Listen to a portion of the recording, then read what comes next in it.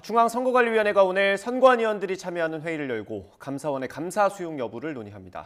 거대 양당은 선관위에 대한 국정조사에는 합의했지만 감사원 감사 수용이 먼저라는 국민의힘과 감사원에 대한 국정조사도 추진하겠다는 민주당이 신경전을 벌이고 있습니다. 취재기자 연결합니다. 권남기 기자. 네, 국회입니다. 네, 선관위원들이 오늘 다시 모입니다. 오늘 회의 내용을 좀 전망을 해볼까요? 네, 오늘 선관위회의에선 자녀 특혜 채용 의혹에 대해서만 일정 기간 감사를 받는 방안 등이 논의될 전망입니다. 하지만 선관위원들의 이견이 큰 것으로 전해지며 격론이 벌어질 것으로 보이는데요. 노태학 선관위원장은 오늘 출근길에 기자들과 만나 관련 질문에 감사 수용은 충분한 토론이 필요하다며 즉답을 피했습니다. 또 자신을 포함한 선관위원 전원 사퇴 요구에 대해선 책임 있는 자세라고 생각하지 않는다며 사실상 거부 의사를 밝혔습니다.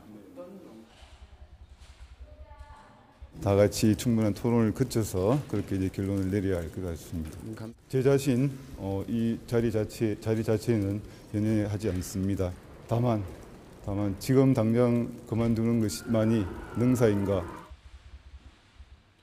이에 대해 한 선관위원은 YTN과의 통화에서 선관위의 감사 거부는 정치가 아닌 법 해석의 문제라며 기존의 거부 입장이 갑자기 바뀌진 않을 것으로 전망하기도 했습니다. 앞서 감사원은 지난달 말 선관위에 대한 직무감찰 착수 방침을 밝히고 관련 자료를 요구했지만 선관위는 법에 따른 감사 대상이 아니라며 이를 거부했습니다. 네, 거대 양당은 선관위 국정조사를 벌이기로 어제 합의했는데 합의 하루도 안 돼서 이견이 나온다고요?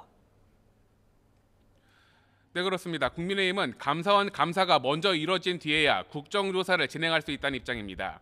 오늘 회의를 앞둔 선관위에 대해 감사원 감사를 수용하라고 거듭 압박한 겁니다. 민주당은 이에 대해 감사원이 법에 어긋난 감사를 밀어붙인다며 오히려 감사원에 대한 국정조사를 추진할 것이라고 되받았습니다. 선관위는 국정조사 이전에 국민적 공분을 감안하여 감사원 감사를 전면적으로 수용할 것을 국민의 이름으로 촉구합니다. 감사원에 대한 국정조사를 추진할 것입니다. 지난 1년 동안 독립성과 중립성을 버리고 정치 감사에 나선 감사원이 감사 대상이 돼야 합니다. 네, 어제 민주당 이재명 대표는 주한 중국 대사를 만났는데 이게 좀 논란이 되고 있다고요? 네, 싱하이밍 주한 중국 대사는 어제 이재명 대표를 만난 자리에서 미국이 중국을 압박하는 상황 속에서 중국 패배에 베팅하는 건 잘못된 판단이란 말을 꺼냈습니다.